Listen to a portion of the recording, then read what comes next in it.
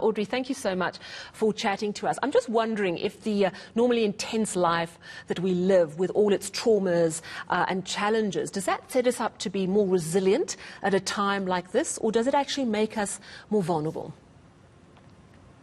I think it's a combination of both, Sally, because we've always existed in multiplicity, states of healing, states of brokenness, states of recovery, states of overcoming. And life in itself, by its nature, is uncertain. I mean, we don't fill in an application form to be born. We find ourselves alive, thrown into a context that we have to make sense of, many things we don't choose. So we're in a constant state of needing to take some sort of control over the choices that we can make. We do see a lot of people talking about how tough they're finding it mentally. And I've spoken to a lot of people who've either isolated or been in quarantine.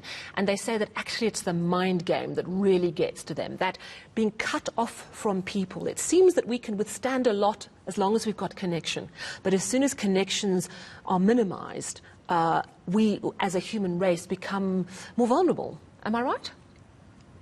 Absolutely. And I think that's also a comment on how we've had to go into the inner world and look for the internal resources that we can generate. I mean, lockdown has made people have to face themselves. And it's quite a duality there, because the very thing that is detrimental to health, which is self-isolation, is also an aspect of what we need for our healing to take place. The capacity to go into ourselves and to face whatever it is that we need to work through in order for us to be okay. I would imagine that if isolation is kind of forced, as it is if you're ill, it's quite different from that decision, which is quite a proactive and strong decision to say, I'm going to look within and understand myself. Is there a way to take that powerlessness, perhaps, of being in isolation or quarantine or just working from home and say, I'm going to use this as an opportunity to be stronger and find out who I am really and what my life purpose is? Yes, Sally, and I think we can get a bit practical with that. I mean, on a practical level, even though we're in isolation, we've started to utilize the virtual spaces a lot. But if I could get even more practical, if you're in a home space and let's say you may have symptoms and now you have to isolate that you're within community, you're still now forced to demarcate certain areas that are yours and to share the space with the people that are around you. So once again, it comes back to taking a lot of personal responsibility and utilizing the communities that we have in order for us to be able to cope, utilizing the resourcefulness that we can, come up with as communities. It's one thing to try and do that. Obviously, it's tough in any environment if you've got kids who are at home and you're trying to homeschool them and you're trying to work from home.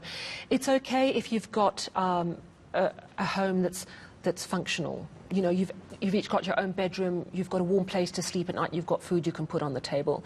But is it something that is almost impossible to do if you're living in a one-roomed home and you are more worried about your next meal than anything else? Well, you know what? I know a lot of people have a lot to say when it comes to the idea of having resources on an economic level. And I mean, I would never want to undermine the impact of not having resources for you to go through one day into the next. However, one thing that we do have is a sense of community. One thing that we do have, I mean, particularly within the African context. And once again, we experience that duality because here I am speaking of the ability to navigate spaces, to set up healthy boundaries. A lot of people speak of Ubuntu, but Ubuntu has a lot to do with the self. We are, therefore I am. The I am is actually really, really important. In fact, today I learned a word. It's an Arabic word. It's called mashwara. And so whenever something happens, people come together in order to make a decision. They come together in community in order to decide what to do. So what I'm saying is right now, here we are. We don't know who's listening. We don't know who's watching. It could be someone who's in a one-room home. It could be someone who's in a room that has many rooms, in a house that has many rooms. But the point is people are still able to utilize the resource of community. People are still able to make certain decisions within the confines that they have. I mean, there are people that are currently living in debt. There are people that don't have work at the moment. But it is possible to start to say, but what can I do to engender some sort of resourcefulness? What sort of resources can I actually access wherever I am and in whatever situation that I'm in? And also, I think it's such an important time for kindness and empathy. And, you know, very often a lot of people's reaction to fear is anger. And people get very angry. Some of it's justified, of course. But I think that surely this is a time to be kind with ourselves and kind with each other.